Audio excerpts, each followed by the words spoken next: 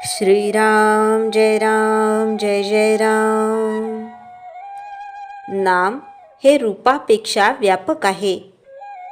समजा मी तुम्हाला प्रश्न विचारला की आनंद म्हणजे काय, तर एखाद्या आनंदी मुलाकडे बोट दाखवून तुम्ही म्हणाल की हे पहा, इथे आनंद आहे। इतकेच नव्हे तर याप्रमाणे आनंदाने खेळणारी मांजराची पिले, उड्या मारणारी लहान वासरे, हसणारे स्त्री पुरुष, फुलांनी बहरलेल्या लता यांच्याकडे बोट दाखवून इथे आनंद आहे असे तुम्ही सांगाल। पण हे काही माझ्या प्रश्नाचे खरे उत्तर नव्हे। आनंदी वस्तू कोणत्या आहेत असा माझा प्रश्न नसून आनंद मला दाखवा असे मी विचारले होते। आनंदी वस्तूमध्ये आनंद राहतो, म्हणून वस्तू हा काही आनंद नव्हे। लहान मूल हेच जर आनंद असेल तर मोठे स्त्री पुरुष आणि मांजरीची पिले आनंदयुक्त असणार नाहीत। अर्थात आनंद हा एकच असला पाहिजे, कारण सर्व ठिकाणी आढळणाऱ्या आनंदाला एकच शब्द आपण वापरतो। आपण जो माणूस पाहतो तो निराळा असतो, तरी सर्वांना आपण माणसेच म्हणतो, कारण प्रत्येक माणसामध्ये मनुष्यपणा आहे। तो आपल्या इंद्रियांना दिसत नसला तरी मनाने ओळखता येतो आणि त्याचे अस्तित्व मनुष्य या शब्दाने सांगता येते। मनुष्यपणा हा शब्द आहे, हे नाव आहे, म्हणून रूपाला अस्तित्व नामामुळेच आहे। प्रत्येक वस्तूचे बाह्य रूप तिच्या नामामुळे टिकते। आनंदी वस्तू अनेक असल्या तरी त्यांच्यामध्ये राहणारा आनंद एकच असतो। म्हणजे एकच नव्हे तर अनेक रूपे आली आणि गेली तरी नाम आपले शिल्लक राहते। आजपर्यंत या पृथ्वीच्या पाठीवर अगणित स्त्री पुरुष जन्माला आले, जगले आणि मृत्यू पावले, तरी मनुष्यपणा आहे तसाच आहे। हा नियम सर्वत्र लावला तर असे दिसेल की चांगल्या वस्तू आल्या आणि गेल्या, पण चांगलेपणा कायम आहे। सुंदर वस्तू आल्या आणि गेल्या, पण सौंदर्य कायम आहे। आनंदी वस्तू आल्या आणि गेल्या, पण आनंद कायम आहे। लाखो जीव आले आणि गेले, पण जीवन कायम आहे। रूपे अनेक असली तरी नाम एकच असते, म्हणजे नाम हे अनेकांत एक तत्वाने राहणारे असते। याचा अर्थ असा की नाम हे रूपापेक्षा व्यापक असते। रूप हे नामाहून निराळे राहू शकत नाही। नाम हे रूपाला व्यापून पुन्हा शिल्लक उरते।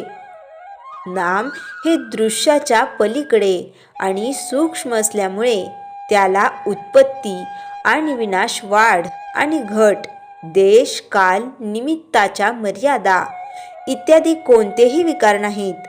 म्हणून नाम हे पूर्वी होते, आज आहे आणि पुढेही तसेच राहील। नाम हे सत्स्वरूप आहे। नामातून अनेक रूपे उत्पन्न होतात आणि अखेर त्याच्यामध्येच ती लीन होतात।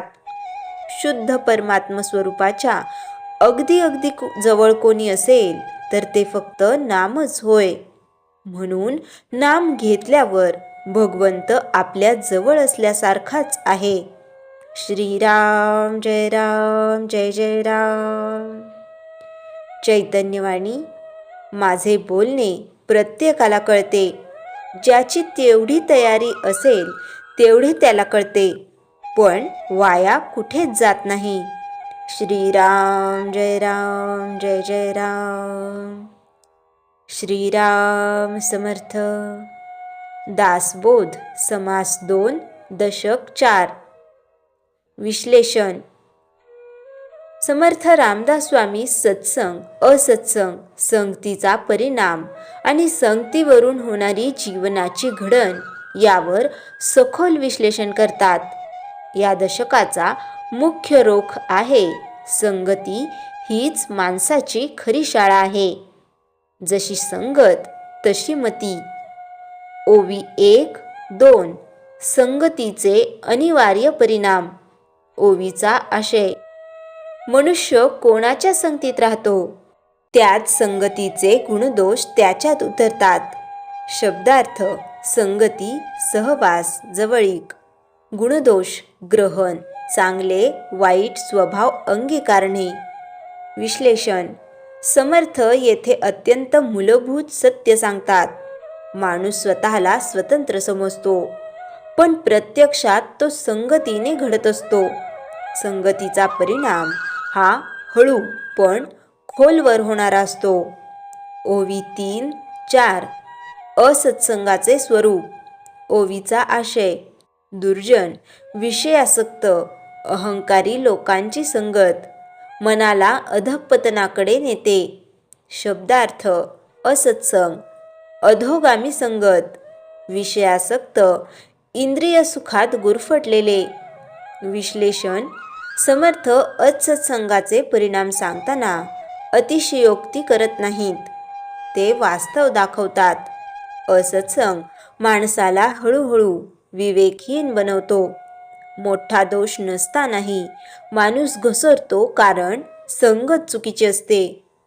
ओवी 5-6 सत्संगाचे महत्त्व. ओवीचा आशय, सज्जन, विवेक, साधक यांची संगत मन शुद्ध करते आणि बुद्धी उजळते. शब्दार्थ, सत्संग, सज्जनांची संगत, शुद्धी, अंतःकरणाची स्वच्छता. विश्लेषण, समर्थ सत्संगाला परमार्थाचे मुख्य साधन मानतात. सत्संगात उपदेश कमी आणि प्रभाव अधिक असतो. शब्दांपेक्षा वर्तन जास्त शिकवते. ओवी 7-8 संगतीचा अदृश्य प्रभाव. ओवीचा आशय, संगतीचा परिणाम लगेच दिसत नाही, पण तो अंतर्मनात खोलवर रुजतो. विश्लेषण, येथे समर्थ संगतीची तुलना वासाशी करतात.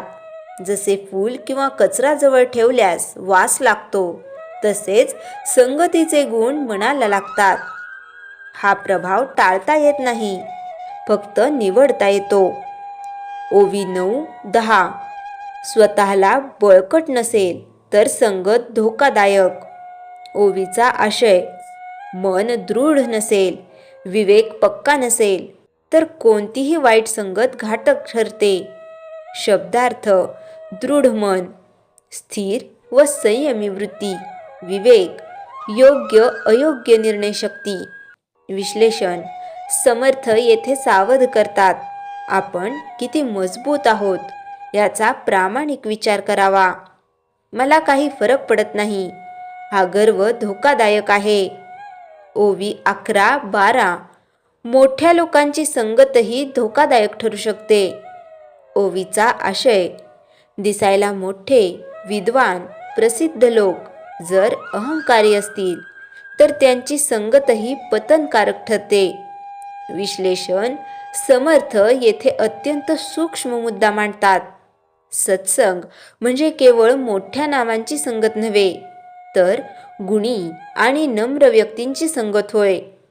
ओवी 13-14 संगत निवडताना विवेक. ओवीचा आशय, संगत निवडताना पहावे बोलणे, वर्तन, स्वभाव. विश्लेषण, समर्थ सांगतात की फक्त गोड बोलणारा सज्जन नसतो. सत्संग ओळखायला सूक्ष्म निरीक्षण आवश्यक आहे. ओवी 15-16 सत्संगातून होणारा अंतर्बदल. ओवीचा आशय, सत्संगाने राग कमी होतो, विवेक वाढतो, मन शांत होते. विश्लेषण, समर्थ येथे सत्संगाचे फल सांगतात. हा बदल बाहेरून नाही तर आतून होतो. म्हणून सत्संग ही दीर्घकालीन साधना आहे. ओवी 17-18 संगतीचा परमार्थाशी संबंध. ओवीचा आशय, ज्याला परमार्थ करायचा आहे त्याने संगतीबाबत विशेष जागरूक असले पाहिजे. विश्लेषण, समर्थ स्पष्ट करतात, परमार्थ आणि असत्संग कधीच एकत्र चालत नाहीत. ओवी 19-20 दशकाचा निष्कर्ष. ओवीचा आशय. जशी संगत तशी मती, जशी मती तसे कर्म आणि तसेच जीवन. विश्लेषण. या ओवीत संपूर्ण दशकाचा सार सांगितले आहे. जीवन बदलायचे असेल तर आधी संगत बदला, हा समर्थांचा ठाम निष्कर्ष आहे. समाज 2, दशक 4, तात्विक सार. संगतीचा प्रभाव टळत नाही. असत्संग हळूहळू अधःपतनाकडे घडवतो. सत्संग अंतःकरण शुद्ध करतो. मोठेपणापेक्षा गुण महत्वाचे. परमार्थासाठी संगत शुद्ध असावी. उपसंहार. समाज 2, दशक 4 हे संगतीच्या शास्त्रावर आधारित अत्यंत व्यावहारिक दशक आहे. समर्थ रामदास स्वामी येथे साधकाला स्पष्ट इशारा देतात. परिस्थितीपेक्षा संगत जास्त प्रभावी असते. जो संगत ओळखून निवडतो तोच स्वतःचे जीवन आणि जीवनाचे कल्याण करतो. श्रीराम जय राम जय जय राम. जयाच्या जनी जन्मनामार्थ झाला, जयाने सदा वासनामार्थ केला. जयाच्या मुखी सर्वदा नाम कीर्ती, नमस्कार तया ब्रह्मचैतन्य मूर्ती. श्रीराम जय जय राम. जानकी जीवन स्मरण जय जय राम.